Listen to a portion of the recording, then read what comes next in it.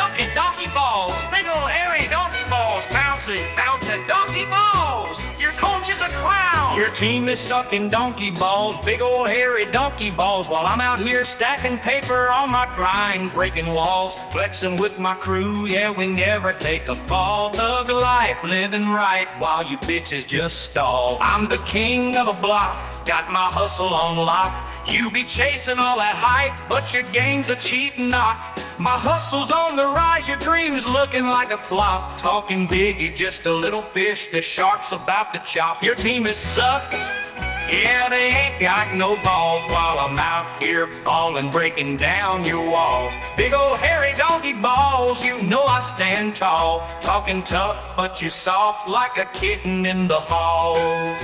In the streets I roam deep, got my pride like a beast. You a feast for my rhymes, I'm a savage, not the least. Rolling with my nig, and we feast like a feast. I'm the lion in the jungle while you're just a little niece. You want the smoke, step to me, I'll put you on blast. Your whole squad's looking weak, like a joke, not a cast. I'm the real deal, baby, you just stuck in the past. While I'm flexing on the daily, always moving so fast. Your team is sucked, yeah, they ain't got no balls. While I'm out here falling, breaking down your walls. Big old hairy donkey balls, you know I stand tall. Talking tough, but you're soft like a kitten in the halls. Ain't no game that you can play when I'm spitting this heat. I'm the one who runs the street, you just follow my feet. Confidence on blast, you can't handle my fleet. While you sucking donkey balls, I'm the king of this beat.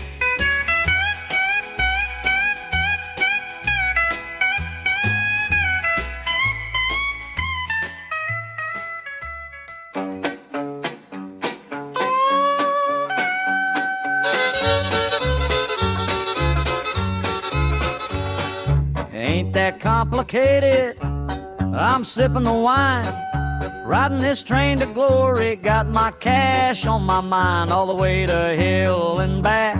We don't play, we attack. Fuck 'em all, your team sucks balls, stay out of my track. Ain't nobody dissing me and walking away unscathed, smacking off the podcast, we ain't afraid.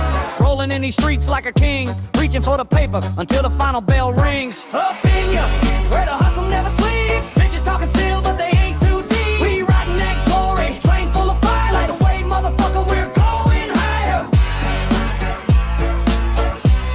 We're going higher. We're going higher. Our street life too fast, no time for regrets. Dodging all the hate, no time for your threats. I'm clocking my mileage, trunk full of ambition. Every bar I spit, man, it's a street composition. Run the blocks like a boss, never take a loss. All these fuckers in my rear view paying the cost with me crew. Yeah, we ride or we die. Got the city on my back, watch the haters comply. Up in ya, where the hustle never sleeps. Bitches talking still, but they ain't too deep. We riding that glory, train full of fire. Right away, motherfucker, we're going higher. We're going higher. We're going higher. We ain't slipping. Hell no, we ain't. Every step I'm pimping. Hell yeah, we say we creep. Podcast 55 while these poles are just glare. We the lions of this jungle, so you better beware. So you better beware. Like a goddamn movie, I'm the star of the show. I'm full of ambition, let my true colors glow. I'm gripping on the path and I'm killing the scene. Ain't no stopping this train, just follow the dream. Fuck 'em all, I'm the realest, see the truth in my eyes. While you motherfuckers fumble, I'm the one that will rise. So bring your best game, but I'm calling you bluff. Cause when it's all said and done, man, you ain't that motherfucker. Up in ya, where the hustle never sleeps. Bitches talking still, but they ain't too deep. We riding that glory, train full of fire. Either way, motherfucker, we're going higher. We're going higher. We're going higher.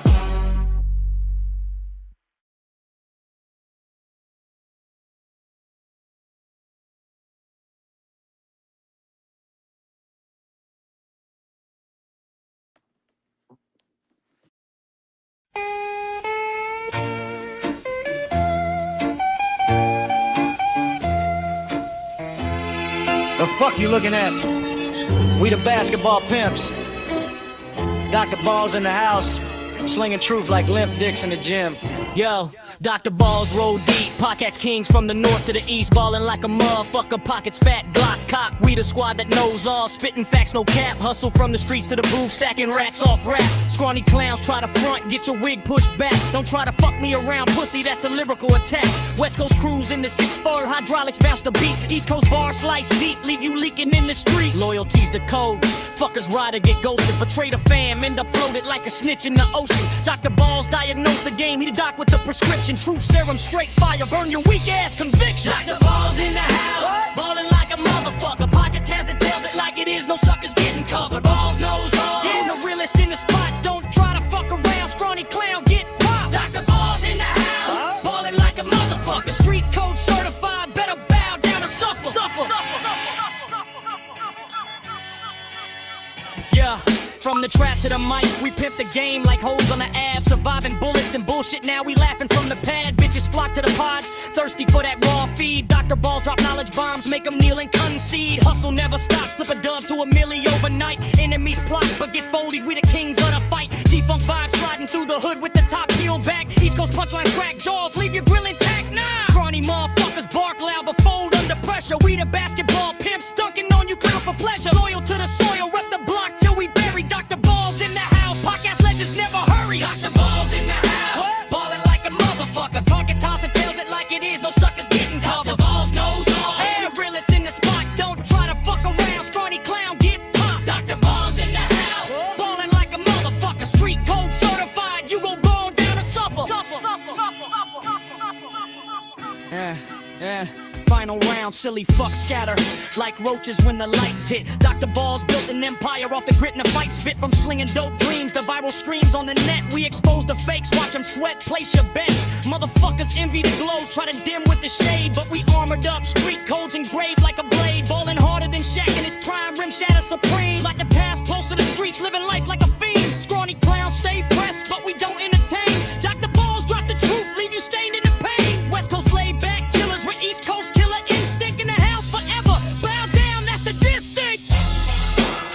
Dr. Balls in the house, ballin' like motherfuckers. We know all. Tell it like it is. Fuck around and find out, clown. Peace.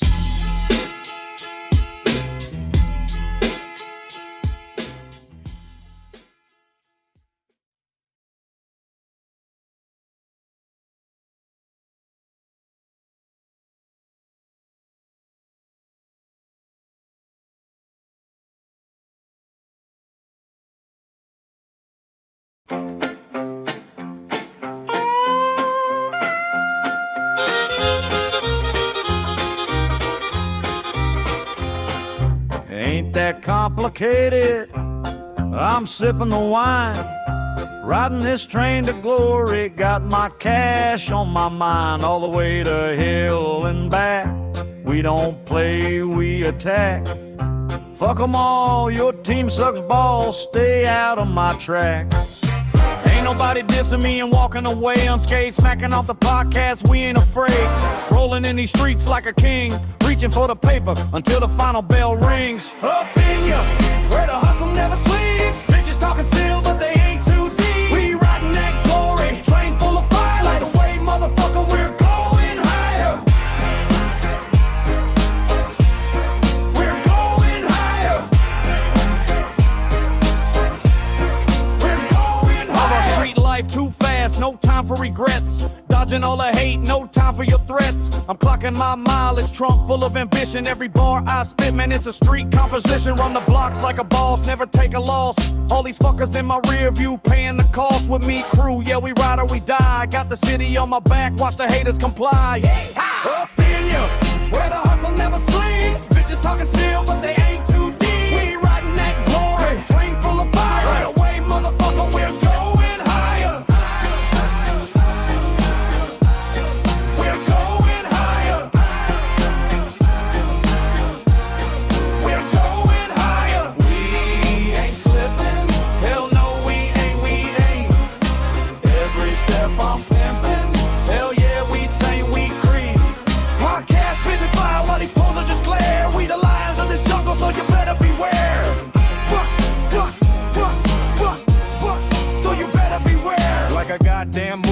star to show. I'm full of ambition, let my true colors glow. I'm gripping on the path and I'm killing the scene. Ain't no stopping this train, just follow the dream. Fuck them all, I'm the realest, see the truth in my eyes. While you motherfuckers fumble, I'm the one that will rise. So bring your best game, but I'm calling you bluff. Cause when it's all said and done, man, you ain't that motherfucker. Up in ya, where the hustle never sleeps. Bitches talking still, but they ain't too deep. We riding that glory, train full of fire. Fade away, motherfucker, we're going higher. We're going higher. We're going higher. Your team is sucking donkey balls, big old hairy donkey balls. Bouncing, bouncing, donkey balls. Your coach is a clown.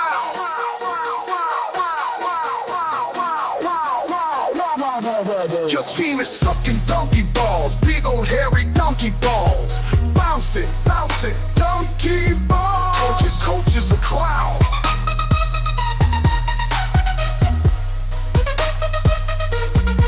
Your team is sucking donkey balls, big old hairy donkey balls. Bouncing, bouncing, donkey balls. Your coach is a clown.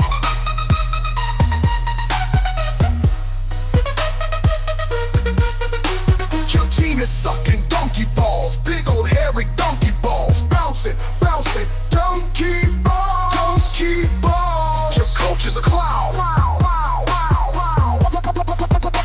Your coach is a clown.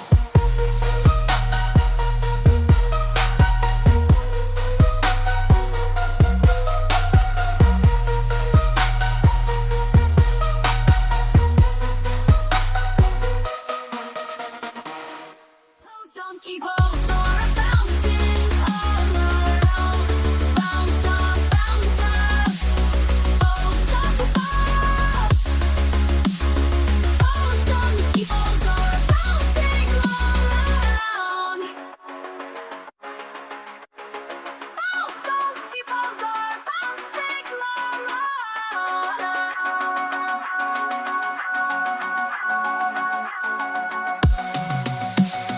Balls, donkey balls are bouncing all around. Balls, donkey balls are bouncing,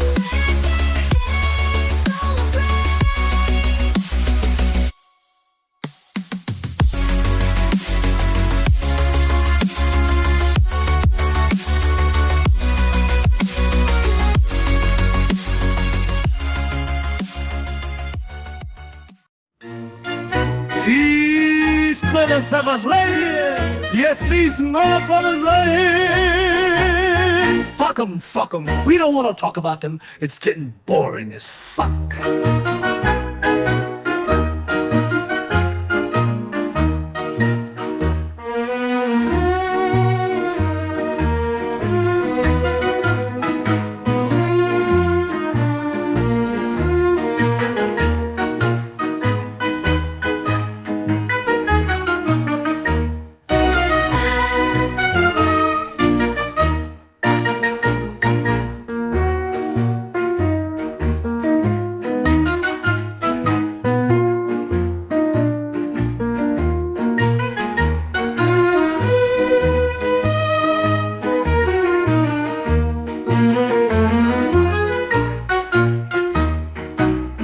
These motherfuckers right here. Yes, these motherfuckers right here. Fuck them. We don't want to talk about them. It's getting boring as fuck.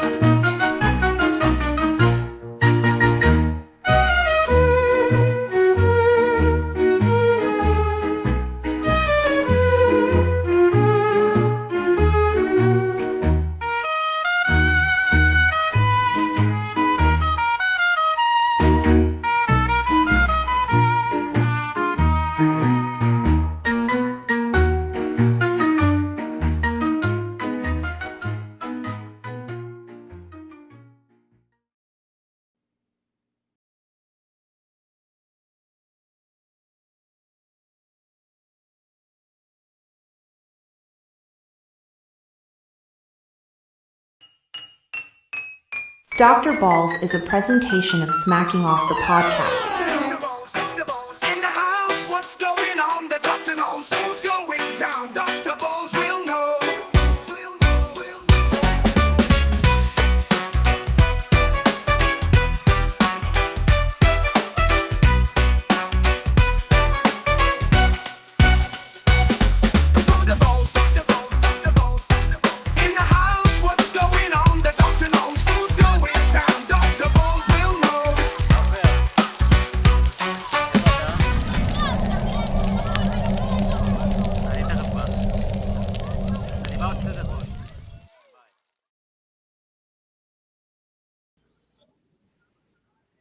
All right, everybody, welcome back to the Dr. Balls segment here on Smacking Off the Podcast. What's up with you, Doug?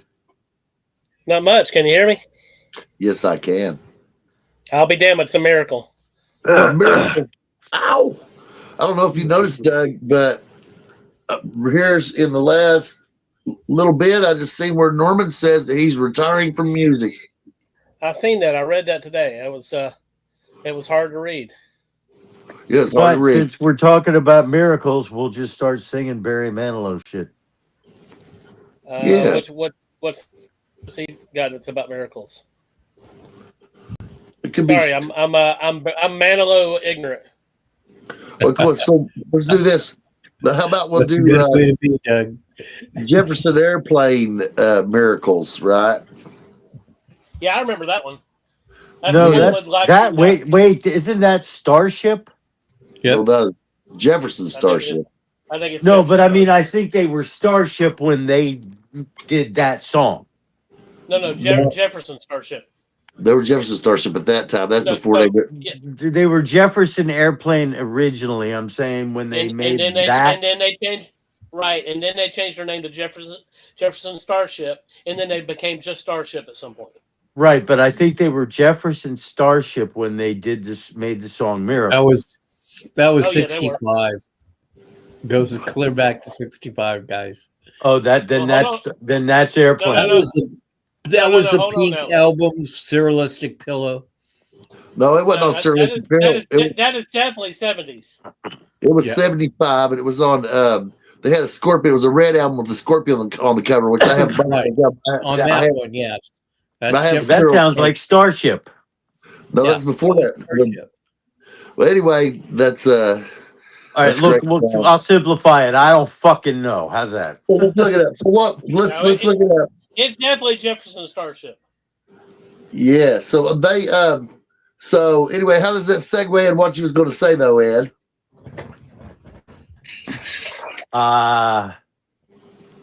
Michigan won.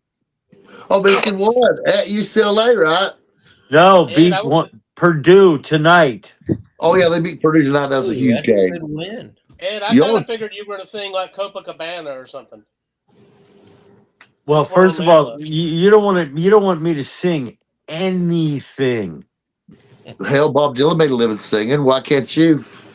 Exactly. Well, I mean, I guess I'll just be Joe Cocker. It took, Red Red Hot Actor. took me 40 years to get used to that voice. Bob, can you Yes. tell me this? What is Bob Dylan better at, singing or playing the harmonica? Playing the harmonica. Yeah. Yeah, I would agree with that. But I will say this: be prepared because he's going to hit some sharp. He's going to hit some really loud notes when he's playing, and it's nothing to go to sleep to. I promise you. Bob Dylan on the harmonica. Now I've got an old Gretsch amp from the early '60s. It's called it's a Chet Atkins Executive Country Gentleman, right? Mhm. Anyway, it's got like 6 inputs on it, and one of the inputs is for a microphone just for harmonica. Like you're supposed to, you hold your microphone up against the harmonica, and then you make like Bob Dylan or Robert Plant off. Just bring it on home, something like that, you know. But anyway, so I'd like to see it. I'd like Bob Dylan to hang out right here and burn one with me, and we would do that thing. And I think it'd be special. But I don't really believe that's what I'm saying. Everybody can sing. And I looked it up. Miracles is off the Jefferson Airplane, Jefferson Starship album, which was the first album of theirs under that moniker, right? Appearing on the 1975 album Red Octopus, which I got the year right. So 1975 Miracles. It picked at number 3 on the Billboard Hot 100, making it the highest charting single the band ever recorded under the name Jefferson Starship or its previous incarnation, Jefferson Airplane. So that's a great miracle. It was very Motown. It was very Motown. Miracles had a lot of the Motown kind of backup vocals in it. I thought that was true, but I also felt it had a progressive rock almost thing to it. And it was almost reminiscent of, to me, the way it was arranged to another song, a great song of that era. What is it? I think it was Long as Messina, something eyes, angry eyes. Angry Eyes. Yeah. I like messing with my daughter with the Miracle song because she's convinced. She says, "You listen to this shit, and there are these backup singers. They're winging it. They're listening for the. It sounds like they're winging it. The lead singer will sing something, and they'll do like one of the fucking words that he's saying, and it just sounds like they're winging it. It's cool. Well, I think it's call and response similar to gospel music, and that they're just trying to convey it in a hippie manner, right? That they're progressive, and this is how we're going to do about it. It's really the same thing that happens in a old regular Baptist church, or even in a Southern Baptist church. You know, the minister go, "Oh, Jesus said," and somebody else will prop in with, "And Jesus said." So I think that's really where it comes from. But what's that singer's name? Is Marty something, isn't it? Marty Balin. Yeah. Marty Balin was good. I think it's a great piece of singing. I think it's art. Now we want to welcome Bruce to the show. I'm glad you joined us. Hey, how you guys doing tonight? How you doing, Bruce? It's going back to my old roots and stomping grounds. Going to the old Fillmore and Winterland. Yes, those are the good old days. Now, Doug and Bruce, since I know you're both musicians, I feel that when you listen to music that's that well done, right, then you look at I'll look at my own playing and I'll say, well, you know, I don't know if they'd let me in on that session. There's stuff about what I'm doing that I need to tighten up, because even if it's simple, if it's executed well, that makes it better. And John Cipollina with Quicksilver was probably one of the better guitarists on the West Coast at that time.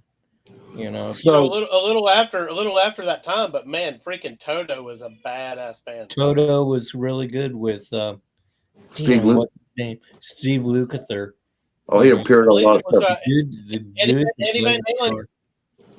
Van Halen knew those guys, and he told Alex and Dave several times, "Toto ever calls, y'all fucked." Ever tells me that they want me to join, y'all, I'm done. Well, they also had one of the best drummers in Jeff Pecorova. He and his brother were excellent drummers. And I always wonder if he was the same Jeff Pecorova played at quarterback at Kentucky in the 70s.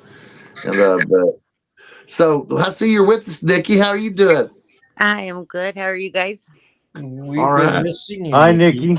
Hello. I know it's been crazy the last few weeks. We're finally getting back into a groove around here. Hallelujah. And a big win for the Gators, Nikki. Y'all look solid. I was going to use a minute ago the execution thing as a segue into your Gators. I'm very impressed. We had another, I mean, it was South Carolina, but it was a good one tonight. Oh, yeah. Well. And here's why I was using the execution thing. Now, we all witnessed Indiana winning the national championship in college football through execution, right? And I'm wondering, as a theme, since we're talking college basketball, if people staying or coming in on the portal with more experience and stuff is having the same effect on college basketball, because now that Florida is into the season and they've gelled as a unit, now we're seeing unprecedented execution, and that's why Florida is my dark horse, Nikki. Well, I agree with that, and I still have hopes. Like I said in chat, when we win one, we like to do it back to back. So maybe we can do that again. But I'm impressed. I wasn't when the season started, and now it's like they finally found their footing. They found they're meshing as a team. It's fun to watch again. Hell yeah!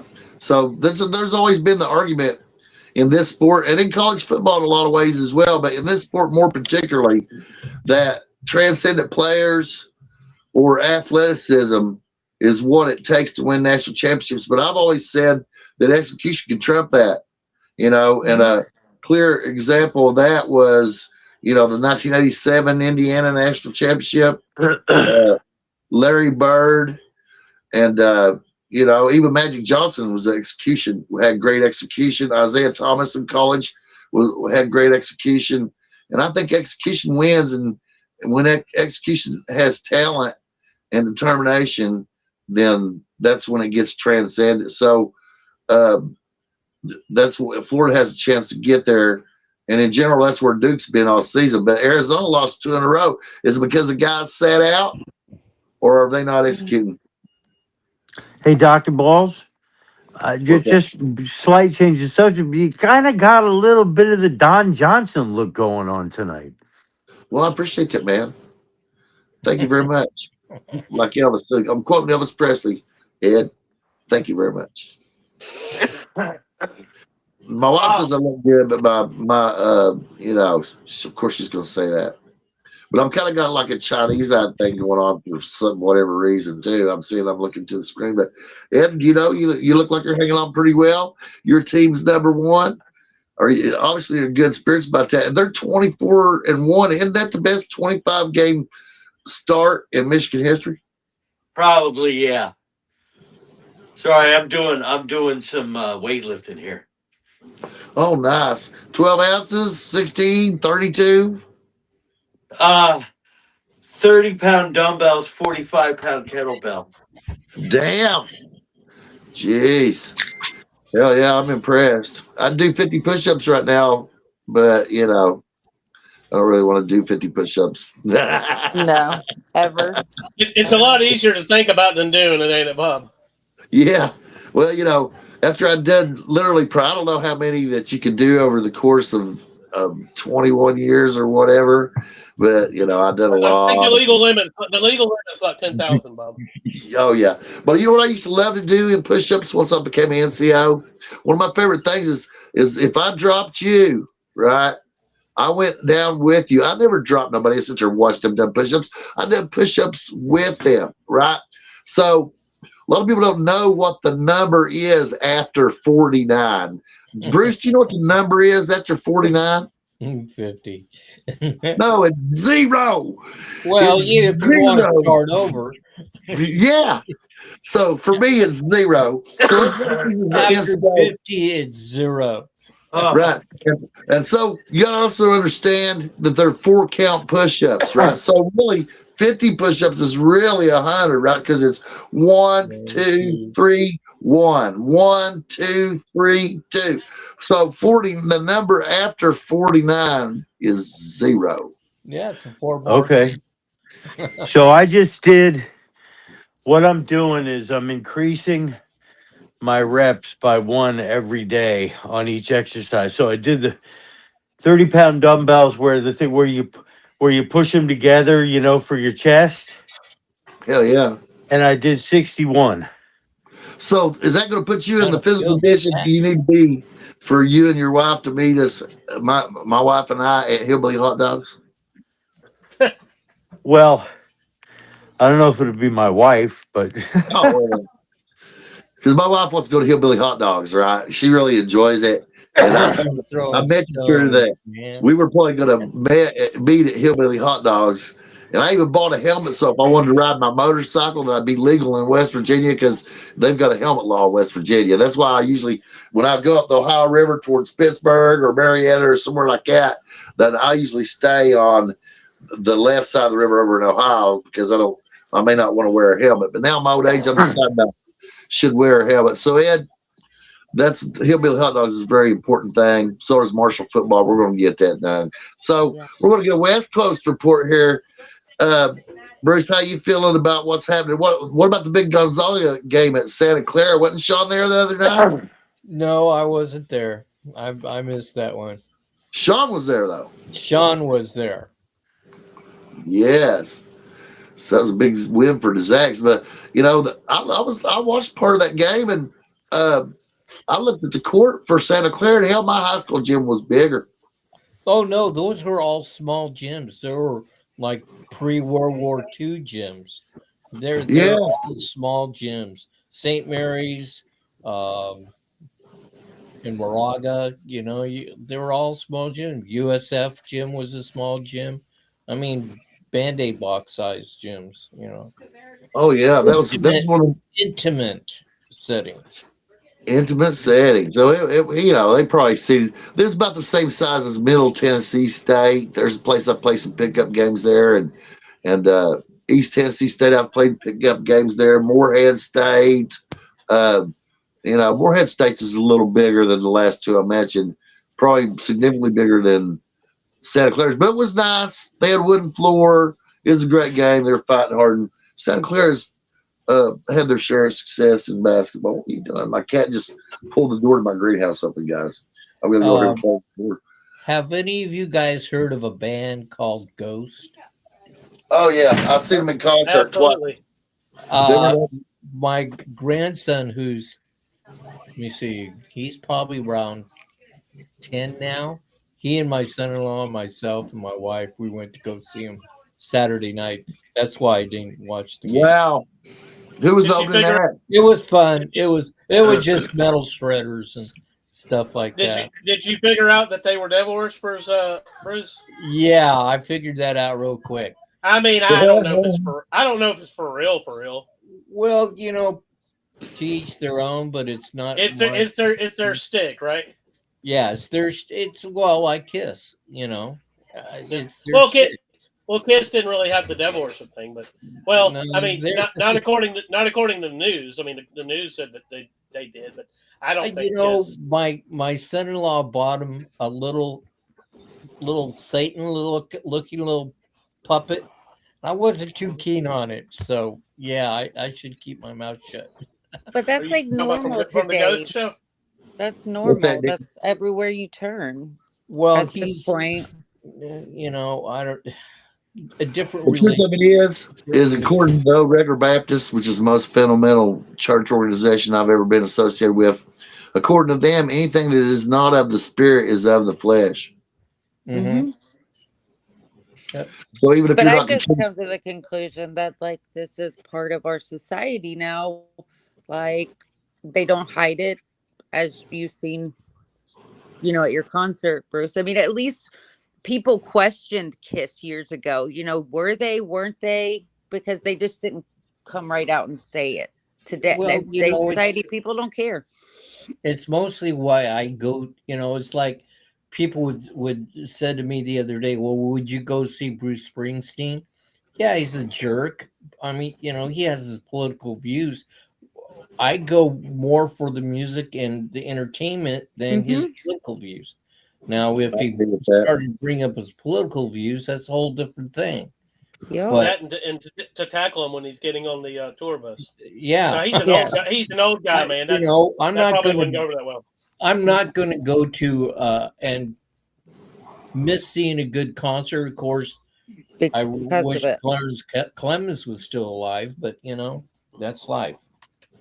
So I think it's really axiomatic and symptomatic of society's the desensitization, right? Is that people are desensitized to things that they would have found either gross or evil. Like you know, horror is more extreme than it ever has been. Video games, the killing is more gory than it ever has been. The music is more satanic than it ever has been. Whatever extreme that they're taking to, it's the most extreme they can because people are jaded. So it takes a lot to get people's attention, right? So whatever the most extreme position that you can take, or the most extreme entertainment, even with that's absolutely the flashiest, is how you're going to get people's attention. That's really what Kiss did, right? Because it's the entertainment. Well, we stretched the limit too. I remember doing some really stupid shit. Yeah. And honestly, there was some of that in the early days, especially of his solo career. There was some of that, but he just wanted to get people into the show. And then once they figured out that Randy Rhoads was the next Eddie Van Halen, then he was making money, and he didn't have to be quite as extreme. He just had to rely on his reputation as the Prince of Darkness. So it has to be it has to be real extreme, because even us that are like against it, or you know, that don't agree with it, it takes a lot for us to even speak up nowadays because we're so used to it. Well, yeah. If you should ever be vigilant, I think, for things that you see that might be objection to, or you feel that sin and evil is behind. But as a libertarian, I feel people have a right to sin and to support evil. I just think they should understand that that's what it is, right?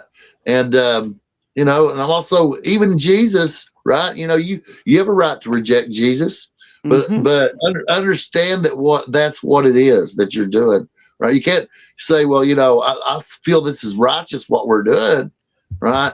If it's evil, if you're for evil, then go ahead and say, hell yeah, go team. Well, you can say the same thing about Halloween, if you technically want to. Is it you're honoring something that God really doesn't like, or Jesus has commented, you know, go into that endeavor, but you know, I don't know. You can see it all not where you want to take it. Hey, what does God think about college hoops? He's kind of questioning UCF right now and where this team came from, in my eyes. At least that's what I'm doing right now. Like, where the hell did UCF come from? I definitely don't think God's an Alabama basketball. It's just like y'all's beer, Doug. Well, no, I think he's a Gator fan. Sky's orange and blue. Yeah. Come on. Good basketball can happen anywhere. I always say that.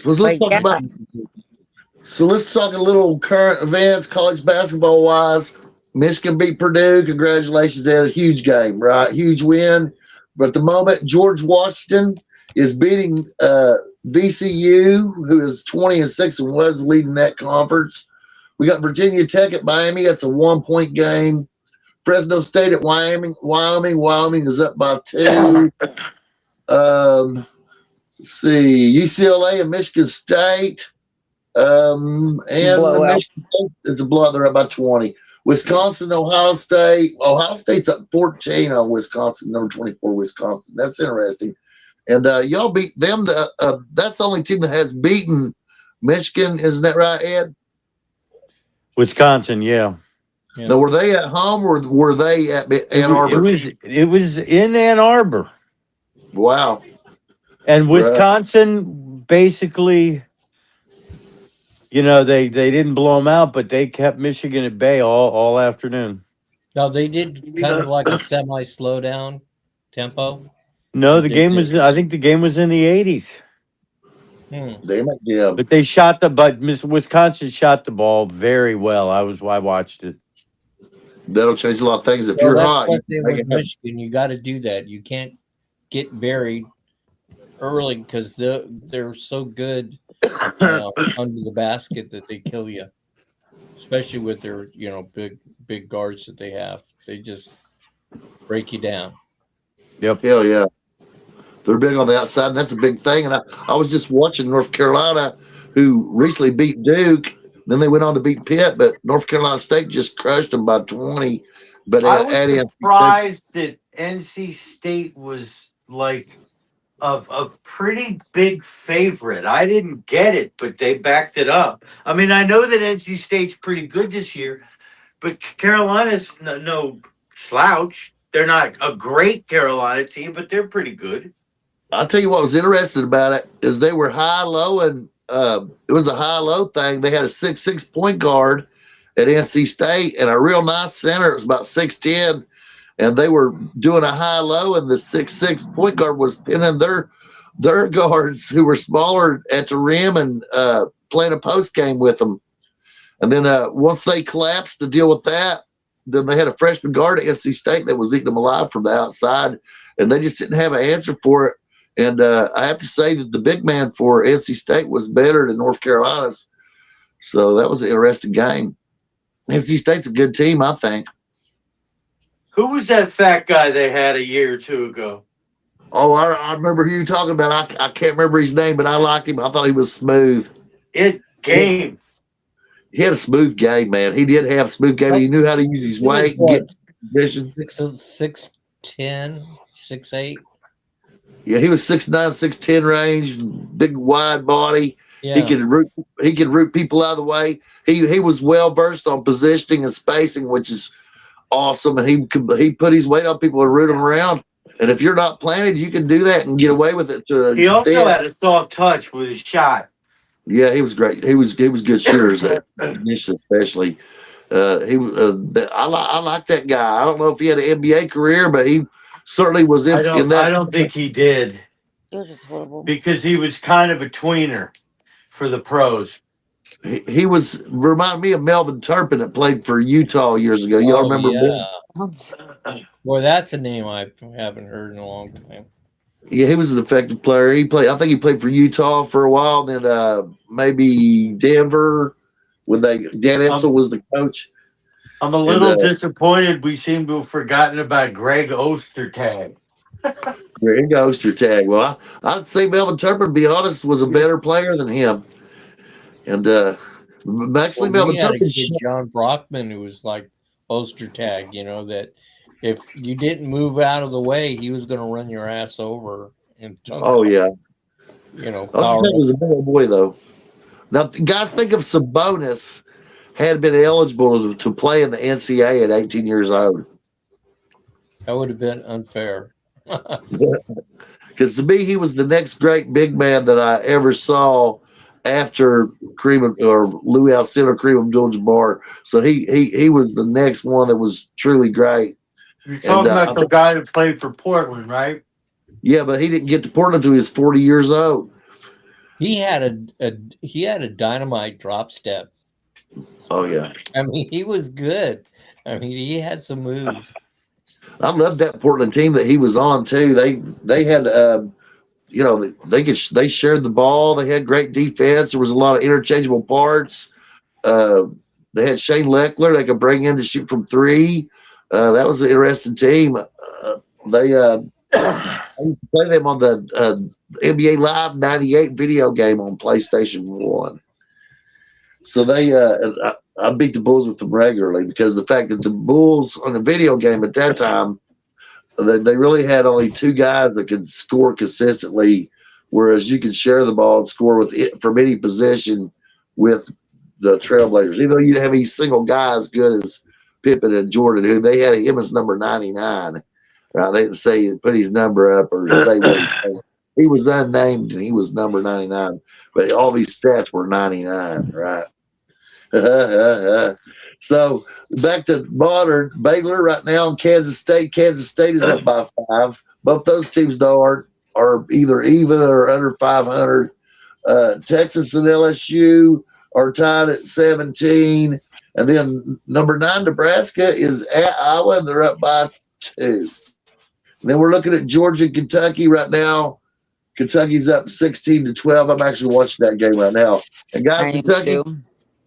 I got to say that their execution isn't the best, and they're not shooting good enough to be to overcome that deficiency and be called elite. Would you agree with that, Nikki?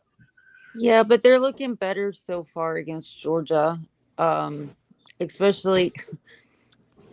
Well, I mean, right off the bat, they just got 3 offensive rebounds because Georgia was tripping all over themselves. So I'm not sure if that says much about Kentucky or about how bad Georgia actually looks. Yeah, I think it's about how bad Georgia is. But I mean, yeah, that's Georgia bad. They look horrible. I just watched their players trip over each other. So South Carolina, the Gamecocks, they suck, right? Yes. Okay, because I did watch a little bit about that on Valentine's Day. As Alabama Pecker slapped them with their own dick, I guess. Yeah, we did that tonight too. It was fun. Is there anybody beating the Cocks? Is there anybody you've seen with Alabama that you thought could get hot or was really good? Who's the best looking guy you saw with Alabama, Doug? I have to be honest. I haven't watched enough of Alabama to make that assessment. I know what the guy looks like that looked good in the South Carolina game, but I do not know what his fucking name is. Big, tall, dark. I am so like I'm not really that big of a college basketball guy, but typically I watch way more than I watched this year. So nobody expects you to know their names though, because who could keep up with all the movement in college basketball? I mean, typically I do. So typically, though, if I'm watching a game and whoever the top guy is, I typically know who he is and could tell you what his name was. I could jump on the Google right now and figure it out, but You can't on YouTube. That made All me look like a YouTube's word. down. Oh, is it? Yeah, it's still down. Or is it back? That could be the end of the world, couldn't it? Have you tried to log on to it as a guest? Yeah, we did it all, and then all of a sudden, X and everything else went crazy. Let's see. Wow. No, Google's working right now. Now it's now back up. How long has it been back up? I About searched. 5 minutes, he said. I searched all the scores and top 25 news and stuff like that, like in the last 10 minutes before the show went live. So it was working at that time for me. And right now I'm using it to get the NCAA college basketball website. But I'm watching YouTube, and I have been since I first discovered it went down. And what I had to do was log as a guest. It wouldn't let me. I had to keep trying it over and over. And then it finally let me go as a guest, but there were no suggestions for me. And I had to search what I wanted to watch. So I searched specifically and had to type it in too, college basketball. And then it gave me the option of this game. And I started out watching NC State. And then now someone that was super nice made it possible for me to do better than that. Thank you, Nikki. But as an experiment, I did let this run on this TV to see if it would stay up. And so I am at this moment watching Kentucky versus Georgia. Kentucky's up 18-12, 11:09.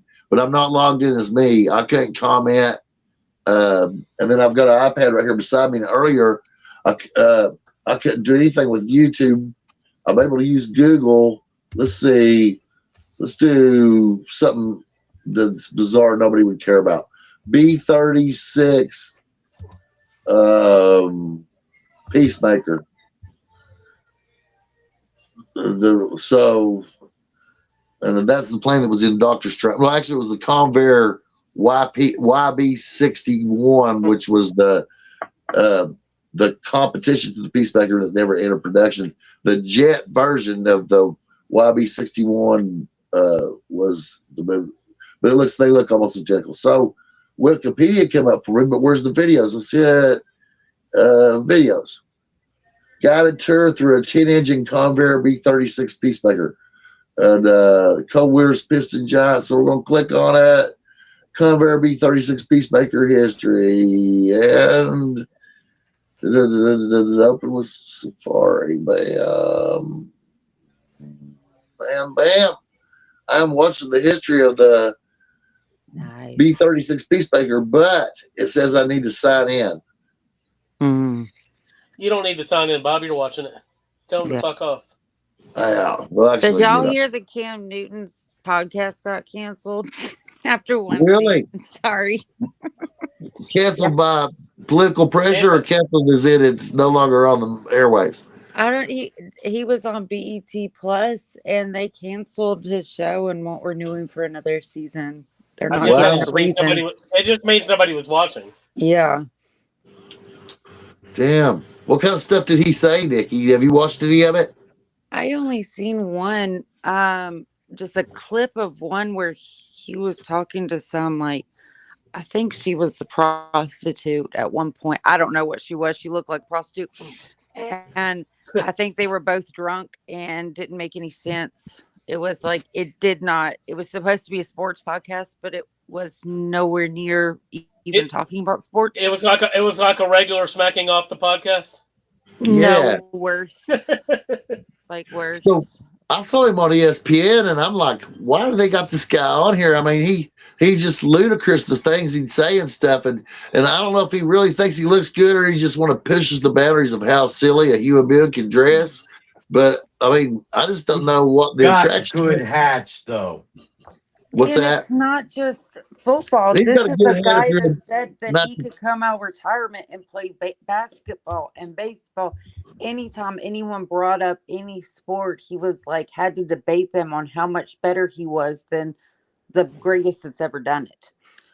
Now, I bought my son, Ed, since you brought that up, when my son got out of the Job Corps, which he really should have been in prison, and he had to drive for a couple months. I found a 1975 Eldorado convertible that was baby blue and had a white interior. Now, with what Cam Newton is wearing, he should have been riding in that car, right? So he could go, collect his money from his I would BIT. agree with that. Yes. So those are great hats from that standpoint. But I ain't hating because I So drove they're- that car for a But I while. agree. I like these hats too. Oh, Is yeah. it too early to ask who will possibly be the high seeds going into the tourney? I don't think it is, Ed. Let's see let's hear I who mean, you I, are. I kind of, my dark horse, believe it or not, is Nebraska. They're 22-3, and the rest of the season is pretty much in their favor. I mean, I think it would still be hard for them to get a 1.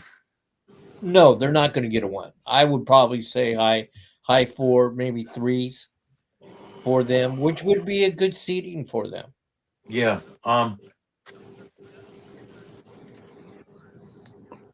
Yeah. That'd be Right a good now, one. your top 4: Michigan, Duke, Arizona, Houston. Yeah. So your second tier, in my opinion, would start with Nebraska and Florida. It'd be right as things are right now. That's how I feel. So that'd be your first tier: Michigan, Duke, and like you said, Arizona and I don't know, Houston, who's playing well, and then you'd have. Is everybody there? Yes. I don't know if they're here or not. Can you guys hear me? Because I hope we're not having. Oh, hello. You Awesome. probably heard a bunch of dishes falling. My wife came up and grabbed my stuff from dinner, and she walked out. She knocked everything over. Hell yeah. So we took like you ever see the thing like you put in a dishwasher, it has a bunch of forks and spoons in it. Yeah. And we were doing like this band I was doing like a accept song, Balls to the Wall, and there was like people that was like marching and stuff like that in the song. So we smacked it up and smacked it on with something next to the microphone so it would sound like people were marching in the streets. Did it work? I mean, it did, but it was, people must have been really into it. There was a big biker gig down there in Florida, Cornwall, and Paul was in that, by the way, and Jody, and Paul didn't like it. It was mine and Jody's idea to play this song, by the way, and I was playing drums at the time, and when people started like jackbooting and marching and doing and what do you call it? Goose stepping and marching and giving the high sign, if you know what I'm saying. So that I didn't really understand that song. I just thought the song had a great riff, but I never gave it that. But You talking about Balls to the Wall? Yeah. No, it's a badass song. Udo Dirkschneider. It's Udo Dirkschneider. He's kind of like Rob Halford. Love affair between Rob Halford and Bon Scott, right? Oh yeah, and he's got a little segue in it where he says that he wants to plant a bomb up everyone's ass and build a wall with the bodies of the dead. Yeah, I remember all that. That's a great line, and then it's one of my favorite song lines. And then I don't know if you ever heard the Ted Nugent song "Terminus Eldorado." I've heard everything by Nugent, but anyway, on Terminus Eldorado, he stops and he says, "The crow's been picking at your flesh, and you got no control of the situation." and it was definitely situation. Yes, it was emphatically situation. So he may have coined that in the situation, because that's the first time I'd heard it. Actually, I never. I will say this. I say I've heard everything by Nugent. I've heard a lot, but I did not realize. I realized later that I'd heard some of these songs that Meatloaf actually sang on a Nugent album. Oh, really? Had no fucking clue before. Which one was that? On it. He was doing backup on it. No, I think he sang lead.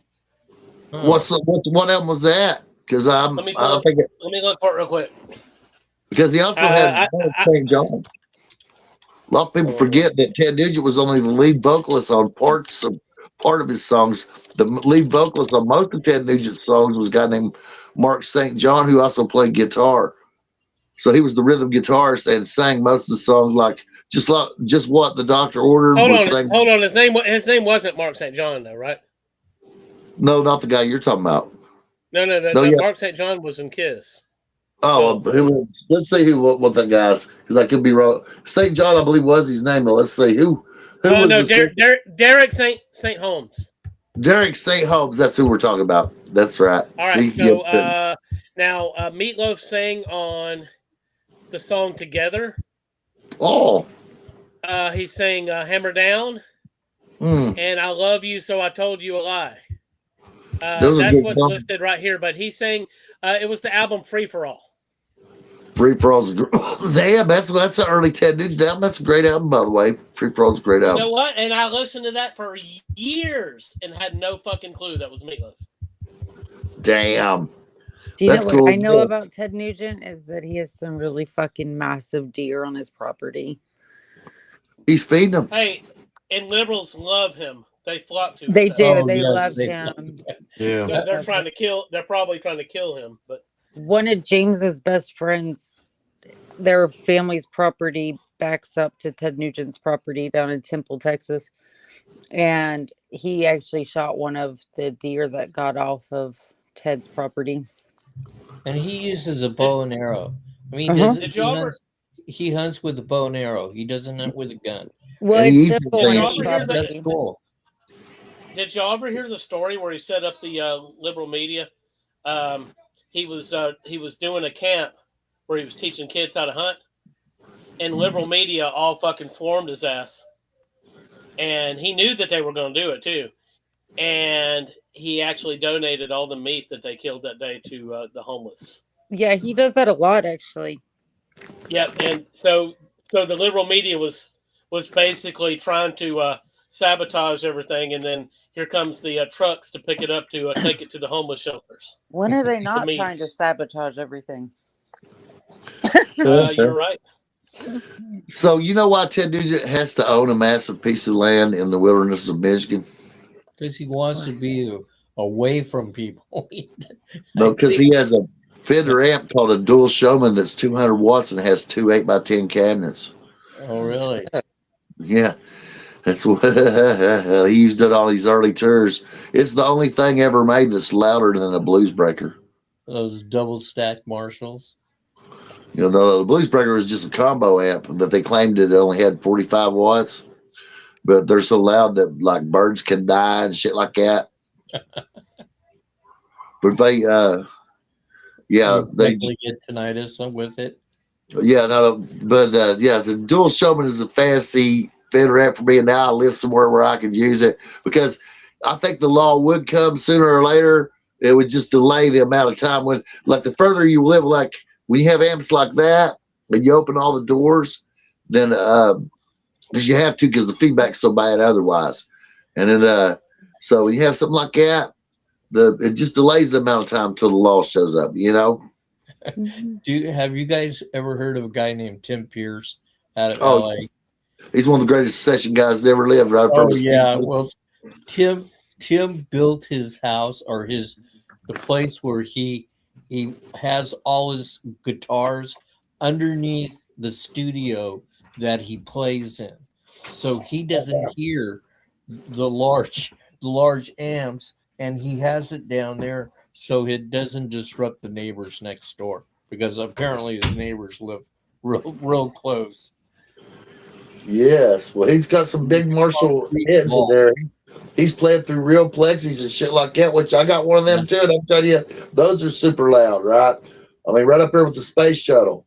But I mean, that's the only time that's with how they're made to work. When you don't turn them up and get into that meat, they don't give you that special quality. I mean, I don't know how many familiar you all with Boston, but when you drive one of them with a lot of gain, it just sings like a violin if you got the right guitar. And I do. But they now I also love JC May Hundreds, and they're also quite loud as well. But well, I got a Mesa Boogie that does pretty well. If I was on the West Coast, I'd try to trade you or buy you out of it, but it'd be a pain in the butt to get it It's the shipped and all Studio that stuff. 22 that has a sliding IQ on it. EQ on it, yes. EQ, yeah, Those are cool. it's nice. It's a nice one. I like it. It'll flat chase me out of my bedroom when I crank it up. The neighbors can hear it next door. Yeah. Now, when I lived in Indianapolis, guys, I was in a townhouse, and there's some people on the other side, and I guess their bedroom was upstairs, and they had like a surround sound system going in their bedroom, and evidently they fell asleep to it, and it had a bass subwoofer right against the wall, right behind my bed on the other side of the wall, and it's just boom, boom, and it was playing the movie menu over and over again all night long. And I have to work, and my old lady had to work, and that's just driving me crazy. I let it go on a couple of nights because I thought about getting red, but I didn't want to get shot, so I didn't know. So what I did was I took the 100-watt JCM 800 full stack upstairs and turned it right to his house, and turned it right towards his wall the next night when at 6 o'clock in the morning. Right. And then I did my rendition of The Thing That Should Not Be off Metallica Master Puppets. And they, anyway, so then they come out enraged. I said, look, man, you got that fucking shit going on night after night, boom, boom, boom, boom, boom, right against my fucking wall. I got a real job. I said, I don't know what you got, but I said, obviously you're not getting up in the morning. And I said, I got a real job, man. Something's got to give here. And so they quit it. What the hell was that? You got the best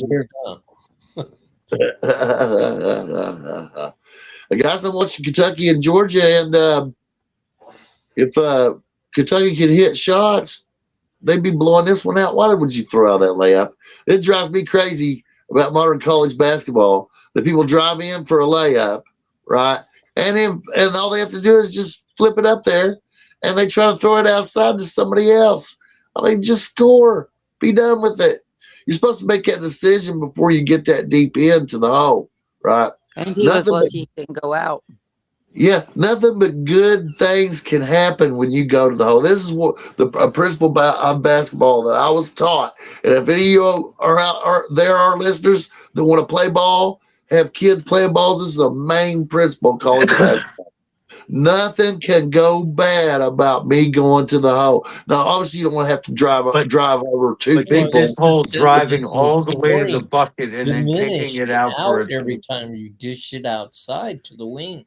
I mean, it plummets 50-50. It's analytics run amok. Yes, I agree with that. So what you're supposed to do is, obviously you don't want to go against two, but when you got your guy isolated, to take him to the hole, if there's space in there, your big guys are spread out, or if they've set you like a mini pick by accident, or you can use them as a pick, right? Then I'm going to the hole, and then I'm going up. The reason why I think a lot of teams do that, Bob, is usually they have a weak side forward that can't power up, so they're more than willing to dish it out because he can't get the rebound. The situation, I'm going to decide that when I get to the top of the key. So we've stole the ball, or we got a long rebound, and I'm snowbirding, or another guy snowbirding, and I'm getting the ball, and I can deal it to him. So if they go to him, and they've got let's say they got three guys fading back, and I've got a guy on each wing, and I get to the top of the key, based on how they convinced they are, I go to the hole as whether or not I should deal it. And that's right then. And there'll be the space for him to get his three and time for me to get down there in position to rebound. So when I go to the hole and deal it from a position where now I'm in the air and I just slung around somebody outside, now my body weight has took me under the basket, and I can't assist in getting the rebound. Yeah, so, you're out of body position. I'm out of position. I got breaking news. I've got to share this. Meta just granted a patent that allows Facebook users to post after they die. So, how does that work? I don't know, but it's good. It's got to be. No, I've got What's that? Who said what? Ed? Not said my. I'm sorry. I just going to say I have control of my mother's account, but I don't post anything on it. No, because that would be freaking. That wouldn't be cool. No, it wouldn't be good. It's cool when Meta does it. Goodness. I find that kind of creepy. I really would. I mean, I miss my mother, but I don't want some artificial version of her popping up. You know what it'd be like? In the after Jean Grey died, the Shi'ar, whoever galactic entity they were, made some kind of thing in crystal that had a like Jean Grey's essence floating in it, and you could feel her somehow by touching that crystal. And it'd be kind of like it. I'd find that creepy. Well, I don't know. Meta stole the day. They stole the day. I wonder how deep that'll go. What was that world? I guess it was Soylent Green, and he was sitting in his little room watching their propaganda. Wasn't the Soylent Green? Wasn't that what you needed to? That was your food, right? Yeah, that was your food. So Well, it's it ended up being ground up people, didn't it? absolutely. And they so Robert Duvall is sitting on his little couch in his little room he had, and he's watching basically porn, right, provided by the state. You know. Yeah. And they Hold on. Was he in Soylent Green? he was the main guy in it. Okay. So I know that that sounds a little bit like the one by the Star Wars creator. What's his name again? George Lucas. George Lucas. He had the movie THX something. It was a Maybe a that- number, and it was about people that live underground. Was that Robert Duvall in that one too? Yes, and I Maybe do that- remember him watching. I do remember him watching state provided porn in that. Yes. They had total control over that. That must have been the one. I must have mixed them two movies up. But I've seen Soylent Green. I remember now it was an English guy. Yeah, I can't- I need to watch that. I probably need to go on a Robert Duvall rampage right now because he's an awesome actor, and I really hated to hear that he went. But once I figured out that he was 95, I figured it was probably a little more shocking that he was alive 2 days ago. Wow. Now my wife and I love post-apocalyptic movies, and he was in a good one recently called The Road. And he was the person. Oh yeah, yeah, that was like back in around 2009, wasn't it?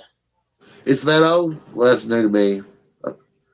I Is guess. that where the kid and his dad and the dad died? Yeah. Like Vig Kid and, yeah. Vig and whatsoever the Swedish guy was the main guy in it. Man, I need to watch some movies again. Yeah, well, they need to get, they need to be more interesting. They don't necessarily have to be more sensational. No, I just mean I need to rewatch some movies because you're right. There's nothing good coming out these days. Yeah. Very, very rare. Very rare. Because the ideas aren't original, right? And when they're not even original in the themes that they're covering, So, I mean, you can watch movies about the condition of man, and it might even be bizarre. But if it's interesting, you might delve into it. I mean, look at Harold and Maude. I mean, I would never say some. That was one funny ass movie. My daughter loves. My daughter loves. That's some sick necrophobia movie, man. That was. I think it's one of the greatest movies I've ever seen. I really have to say that. It is absolutely one of the best movies I've ever seen. Absolutely. What's that? Harold and Maude? Yeah. Yes. Yeah, that was quite the eye opener. Ruth Gordon was a freaking gem. Oh yeah, she's amazing, and she was in Every Which Way But Loose as well. She was. Yeah. She was also in. A lot of people don't realize she was one of the devil worshippers in Rosemary's Baby. Oh yeah. That and Claire Edwards from Andy Griffith's show. Oh. It was really hard to look at Claire Edwards from the Andy Griffith Show look straight at the camera and say, "Hail Satan." It was hard. It was hard. Yeah. So that's what I think about modern metal too, right? If you want to say "Hail Satan," you should say it in a manner that people can understand. I mean, Dio never had no problem saying it. You know, he would put it out there where you could understand it. You know what I mean? Yeah. hmm So, I mean, if that's what you Yeah. believe in, Well, vocals have gotten to the point where I mean, as far as aggressive music goes, you can't. It's just scream. I mean, it's exactly. It's just. I mean, I just can't. I can't groove it. It's a shame that a lot of these kids aren't becoming better writers of music. It just and poor Rick Beato, he just tunes up something every week and he just screams and yells about how much modern day music is just garbage. You watch Rick as well, huh? I do. I love him. Yeah, I love He that had guy. a great David Gilmour interview. Hey, I got a question. Have I've you seen ever it. watched? Hey, have you ever watched The Professor of Rock? yeah, I've seen a bunch of them. They keep suing him for some reason. Who's that? Yeah, they fucking Oh, with the him hardcore. Professor of Rock. Yeah. Yeah. What's his name? His name is something. I don't know his real Adam. name. Yeah, something or another. But I've watched a bunch of him. He reminds me of a guy that was on VH1 at one time. He almost quit. He almost, I'm tired of it. No one. He hasn't done it yet, but he's definitely warning everybody that it may be coming. He's got good access to some of the people that are involved with this stuff, so I don't understand. So that's probably the way he's going to have to go, is to bring on the stars that will talk to him so that they personally won't sue him for talking about them. You see what I'm saying? Mm-hmm.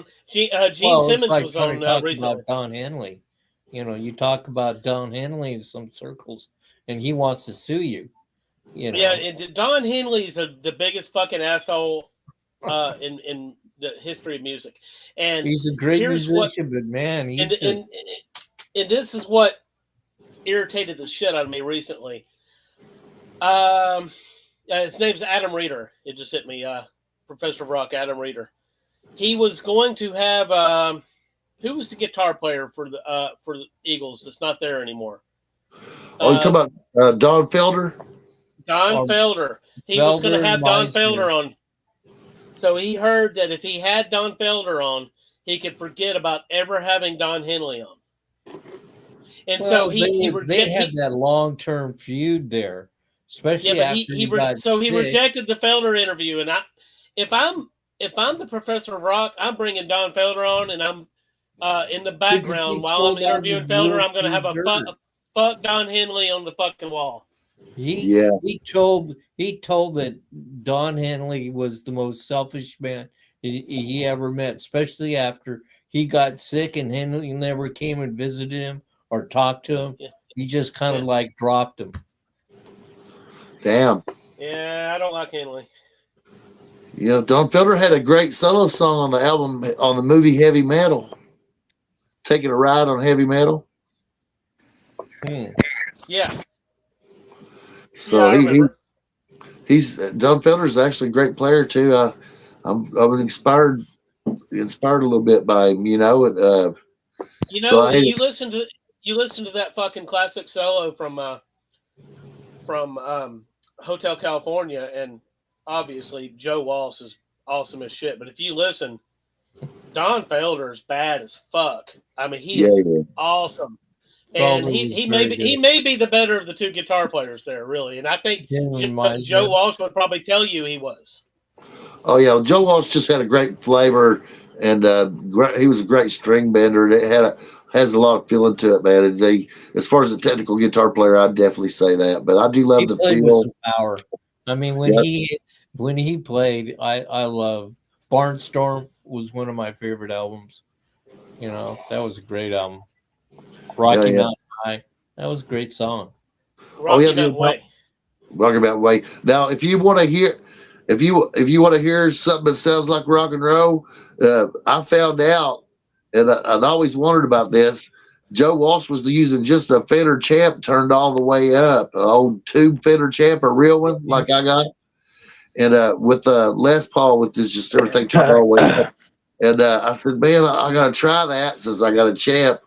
And I will say that's one of the rock and rolliest thing you've ever heard of. People, you hear that, you think it's a Marshall Stack, but all it is a 6-watt Fender Champ turned all the way up. Microphone right up there, turn a little game on, and put it on clear, and that thing will just chase you out. Oh yeah, Ed, Yeah. Don fucking Felder or Joe fucking Walsh? Which one for you? I'm only going to say Joe Walsh because I know more about him. Yeah, exactly. You didn't even know Don Felder's name until we mentioned it, did you? I had heard the name, yeah, but I wasn't as familiar. You only heard it when Don was complaining about him, right? Something like that. Don Henley. And Fry, you can't. Fry, you know, he was a good guitarist too. I can't see, you know, he was a bad guitarist.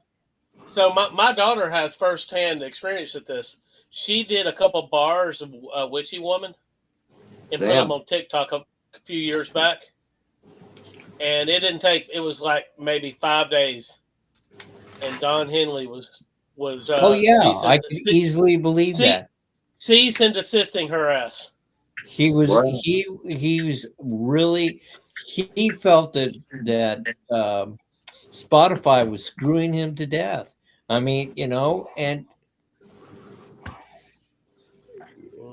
he wasn't getting his money, so he sued them, you know, and anytime he felt he was being shortchanged, he was running to the courts. I got news for Henley.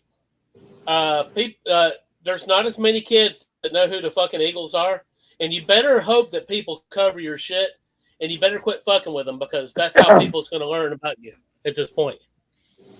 You know, there's the older guys like us, and we know who they are, but these kids, they don't know who the fuck the Eagles are, and they're not going to know unless somebody covers them. Yeah, but some of these songs when they played with Linda Ronstadt. I mean, you know, they were Ronstadt's backup group for many a year. You know, though, that some of their songs are so iconic that it's almost like Beethoven or Mozart, that they'll be played forever. I mean, it's even though that they are represent in terms of their personal behavior, they're reprehensible. Now, would you call them country western, or would you call them pop rock? I would call them contemporary. Or I hear so much country western out of those. It kind of grew. It kind of grew out of the Bakersfield fake country thing. Sorry, Emmylou Harris, and who was the Graham Parsons? Really, it was more. It came out of really what really got them start was that they were roommates with Jackson Brown, and he really showed them how to songwrite. And they, but there was like a modern country thing happening out of Bakersfield, California. They were associated with it, and I think it influenced them greatly. And all them came out of there. Well, you know, those guys, those guys were big followers of the Byrds. The Byrds were a great band. I think everybody Byrds was a lot of people consider the Byrds maybe the first Southern rock band, even though they're actually California guys. But yeah, the Eagles got a lot of influence from them. What's that? Roger McGuinn, he's still around. Playing. Yeah, he's still alive. That's fucked up. Yeah. Tom Petty's heavily influenced by them as well. And fucking Don Henley's still alive. God damn it. Goodness. Well, I don't wish ill on anybody, you know. And they replaced Don Felder with, or was it Randy Meisner died? Right. And they replaced him with Vince Gill. So who did they replace? Who did they replace Don Felder with? I don't think they replaced him, did they? Well, I mean, they probably brought some session guys in, and and he won't talk about during his time with the Eagles. He was not a happy camper. So, Bob, do you remember a guy named Cletus T. Judd? Yes, I do remember. In the 90s? I do remember. And he had a song, Motel California. Yeah, he does car ads out of Pikeville, Kentucky now. So yeah, he covered Hotel California, and it was Motel California. And I guess he got permission somehow from whoever was handling the business back in that day. But he ran into Don Henley at a party, and Don Henley was fucking angry. Oh yeah. He told Cletus Judd, he said that was a terrible piece of work. And Cletus Judd said, I didn't know what to fucking say to him. He said, I just looked at him and I said, well, shit, I didn't think I was going to win a Grammy for it or anything. I mean, it was a joke. It was a joke song, dude.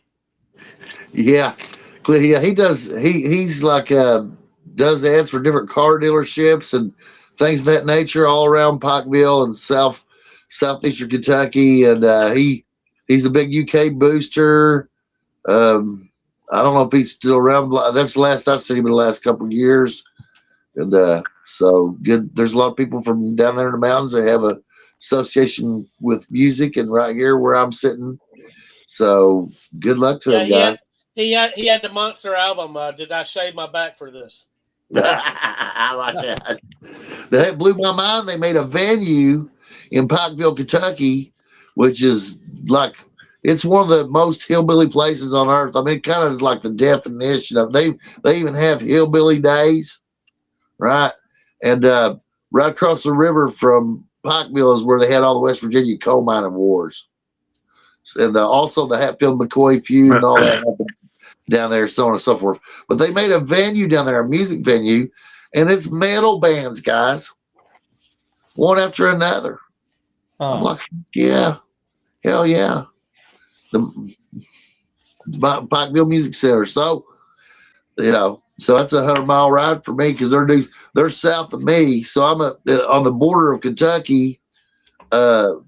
Where it borders West Virginia, I'm at the north part of it, and Pikeville's at the south part of where that Kentucky borders West Virginia. Hey, So I got some more great news I got to share, guys. What's that? The Florida House just passed a bill to rename the Palm Beach International Airport to the Trump International Airport. That's going to piss someone off. That's pretty cool. Because they can fly out over the Gulf of America. They got to head west from there, though, and cross Florida. They can cross Lake Okeechobee. Hopefully, they don't drop their toilet thing out of there on their way across, and contribute to the bacteria in the lake. So a lot of people don't know about that. Have you ever heard the stories about people dropping? They have like an ice cube worth of people's poop that they dumped out of their toilet system, and then it come and crashed into people's houses and stuff. No, I've never heard that in Okeechobee. I have. Well, anywhere. In the world, in America, and they because it freezes. They're dropping it from like 40,000 feet. So it's a turd sickle. Yeah, like you got the blue water that you have in like a camp toilet. Imagine if you dumped it from 40,000 feet and it froze. That's a turd sickle, Bob. That's a turd sickle, absolutely. A blue turd sickle with the brown, like it's got chocolate chip in it, man. Could be nasty. That could be any color you can imagine. I mean, that'd be awful, right, dude. So let me just go ahead and say that Alabama hosts number 20 Arkansas tomorrow at 6 p.m., I believe it is, and I will be watching that one. That's the big game then, guys. That's the Smacking Off the Podcast game of the week. And so, I don't know about that. I don't know about that, Bob, but it's game of the week for me. But, yeah. Alexa, shut the hell up. What's Alexa talking about? I don't know. She just joined in. She just jumped in. Do you agree to Alabama? So Arkansas is number 20 and Alabama's number 25. I think Arkansas's played good defense this year. Alabama's defense can be better, but their score isn't as consistent. But when they do score, they score in bunches. And there's times Arkansas they're at home, so I feel like they got a chance just because they're at home. So let's pick on this one then. So I've got Alabama 88 to 81. What you, Nikki? Who you got on this one? I'm going to go Bama 90. Arkansas 82. Ow! What you thinking on this one, Bruce? I think it's going to be closer at probably 88 to 80, something like that. I just don't like Arkansas. Alabama. I don't like them either because Calipari, I mean, you know, they so who you got on They're this one? always good defensive teams. That's Oh yeah, they're, that, I'm giving that that's credit. one thing about Calipari. If he doesn't have good guards, the team as a whole usually plays really good defense. Hallelujah. Ed, who do you have on this game?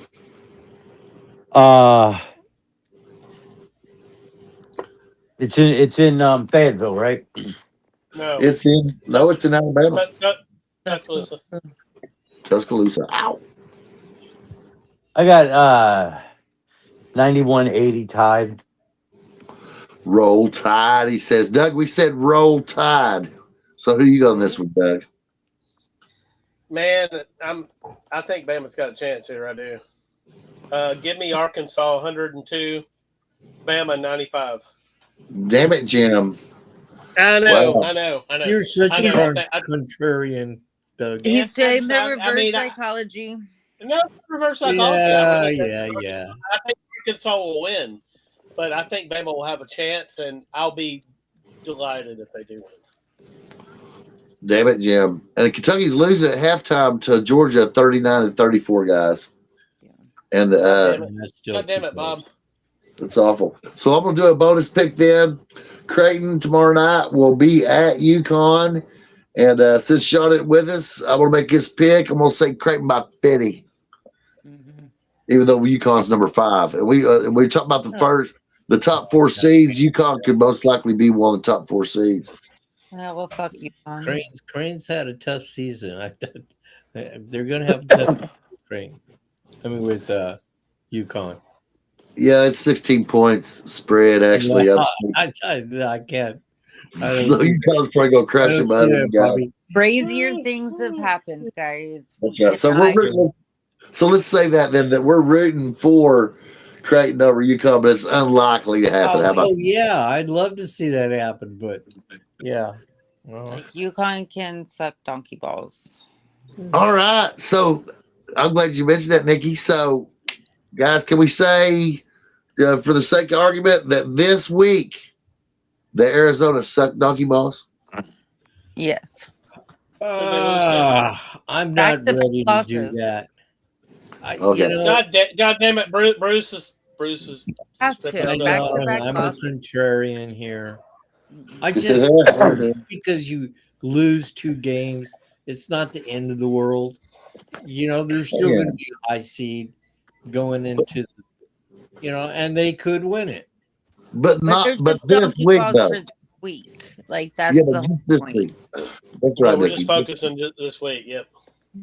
Yeah, so The whole season, I have Auburn as they suck donkey balls because Oh, absolutely. they've just completely done well, we know why, but it's pretty sad watching.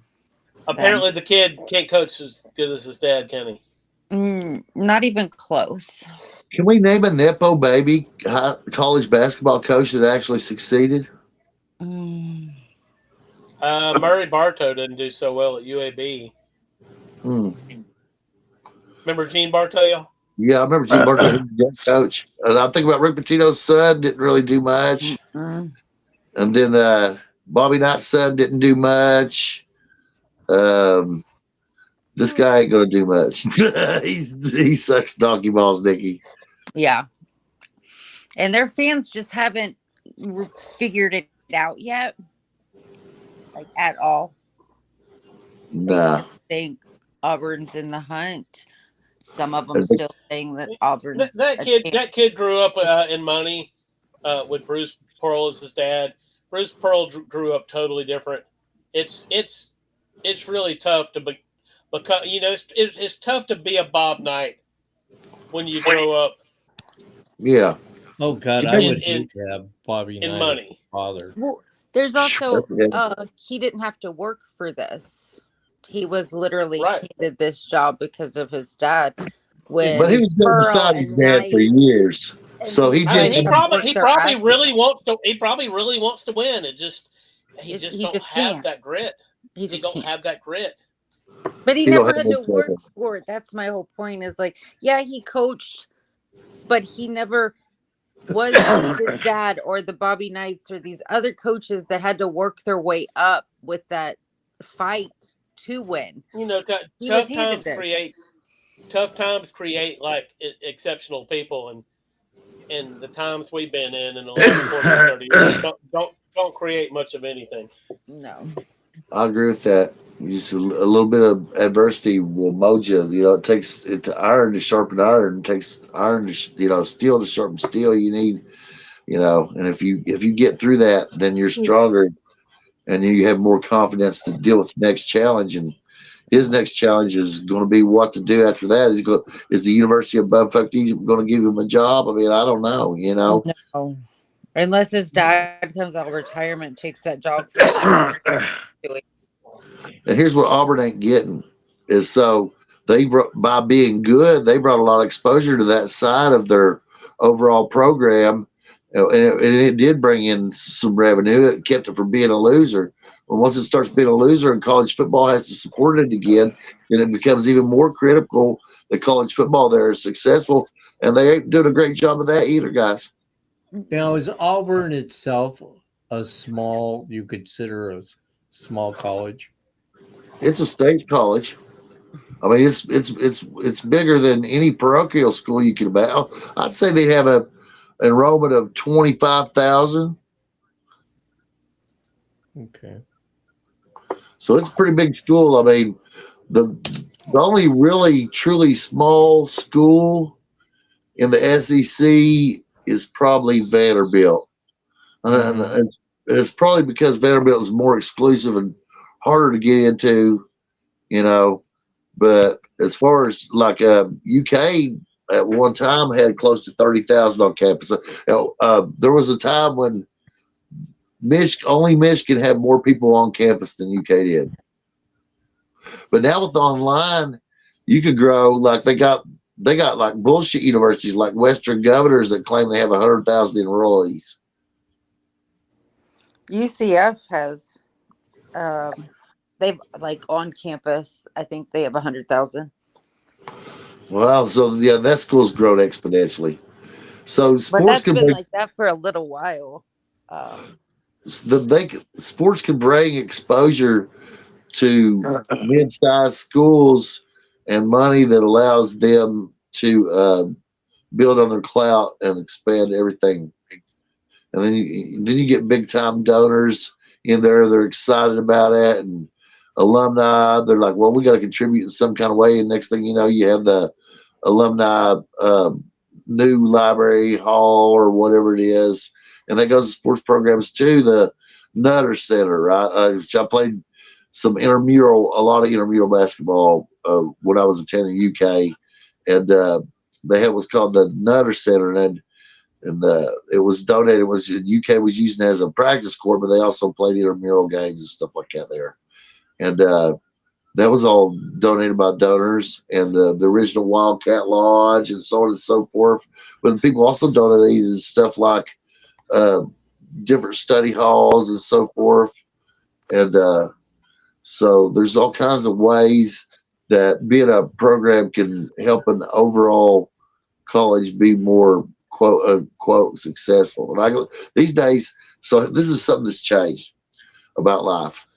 At one time, the people that got to go to college, and I'm not going to go into DI and all that, but there was a drive to have schools have the best students and the top of their class, and admissions were a huge deal. And but what happened is during the Vietnam War, one of the ways to dodge the draft was to go to college. So college enrollment swelled by a huge amount, right? I mean, something like a factor of 10 to 15, depending on times. Not 10 to 15%, but times. And all these people obviously didn't support the war because this was a way to get out of it. And they, so you'd have to say that any subversive message that they got, right, that in that time would have been perpetuated at a level 10 times higher than it would have been if they had not been indoctrinated. And there was a lot of subversive talk in the schools at that time. So everybody that ever learned under those conditions or dodged the draft by going to college, right, actually increased tenfold the amount of so-called subversive thought in the country. Oh yeah, I mean that's that's why we're at where we are right now. Where we're at right now. So if you tell people, so those people educated the next generation of teachers and other people in academia since then, and then they go on and on and on. And so that becomes the people that runs things, and they can run political parties too. And then the death of Hubert Humphrey would mark the point where that particular group gained control of the Democratic Party, for instance, right? So you can go back. The Tom Haydens and the Jane Fondas and the Abby Hoffmans and that whole anti-war mentality of the early 70s. To this day, I get a real bitter taste in my mouth about those guys. So that also becomes a moneymaker, especially when there's grant systems and stuff that guarantee they're going to get their money and loans and so on and so forth like that. So the college don't want to let go of that size of enrollment because it's about money, right? And they some of these institutions have billions of dollars, and that's not even counting endowments, which some of them have billions of dollars in endowments. And you can make if you've got billions of dollars, you can just make money off interest, right? If you only drew 1%, even if your investments were so bad that you only drew 1% off $100 billion, right? That means that you're still getting $1 billion a year, right? Compounding. So they, to that point, some of these programs can afford to support a program that's ailing. But I don't know that Auburn can do that if they're not getting support for the boosters in basketball. And they made a commitment when they hired Bruce Pearl to show that they had a real commitment to basketball and that they wanted to to elevate that program again at Auburn, because Auburn's had periods of good basketball when they had Porter and when they obviously back when they had Charles Barkley and stuff, but they've had periods of decent basketball, and there was support from the fans then, and that can continue now. And but they got the wrong guy. They're just going to have to shuck him. There's not that there's a learning curve. It's that if you've got a system and you've got embedded recruiting that your father built, and you can't continue success with that, and it's due to execution, then obviously you're not the guy. And Doug, we've covered a lot of college basketball tonight. We also covered an ice poop sickle. What was it called? Turd sickle. Turd sickle, yeah. So that's icy turds falling from the sky, guys. And that's what the Nepo baby coach at Auburn is right now. Yes, he is. I definitely think if there's icy turds falling from the sky, we need like goggles. We all need goggles. Goggles or hard hat. I hate being made to wear. You don't want an icy turd in the eye. I promise you. That's true. That's an excellent point. You don't even a regular turd in the eye. We could go get those gas masks that they're wearing in Minnesota, and the helmets they put on over them. I think we would be good. They even have different color ones on the gas mask, so we could all have our own, unique ways about us. I'll look it up on eBay and see if we can find some. Yes, I think she says she got them on Amazon, but they're against capitalism. But yeah, well, eBay probably is too, but Amazon's not a part of that, I guess. So we'll go with eBay just to be different. Yeah, just to be different. So BYU logo. So that's what you're saying to me, because Auburn has Bruce Pearl as a coach. They've never won a No. national championship. No, but not that's not what's Bruce Pearl. keeping them afloat. Oh, I mean, Bruce Pearl's gone. He left. He He retired. retired. He Yeah, retired. Yeah, it's I'm son of just Bruce Pearl. Yeah. And his what son is his name? What's his name? Like Billy Pearl or something? Shit, what is it? Icy Turd Pearl. I see Ooh. Turd Pearl, Bruce. I tell him. We Oh, call him God. IT. He's a new generation of Pearl, Bruce. The new generation, the new Yeah. rendition. We just call him Yes. IT. Mm. See, I've see, never been a big follower of Auburn basketball. Me neither. Anything really. I try not to look at anything, to be honest. My sister lived in what's the big Rockets place there in Alabama? That's The big Phil. what? The big Rocket. Oh yeah. Sorry. Yeah, that's Huntsville. My brother-in-law was a carbon specialist. He invented the space shield, space shuttles, carbon shield, all You mean that. the ablative tiles? He- The ablative heat tiles? Which is the exact material that Bruce. What's his name from Toy Story? Buzz Lightyear. His Yeah, helmet's made Buzz out of that. Lightyear. He does some Buck Rogers shit. I'll tell you. He was working on some Lawrence Livermore lab in California, doing some stuff there too before he passed away. Hey, guys, have an interesting way to end the show. Let's hear it. Ed, are you ready? Ed, are you ready to go to bed? Yep. All right. See y'all later. Night. Good night. Later, forget- guys.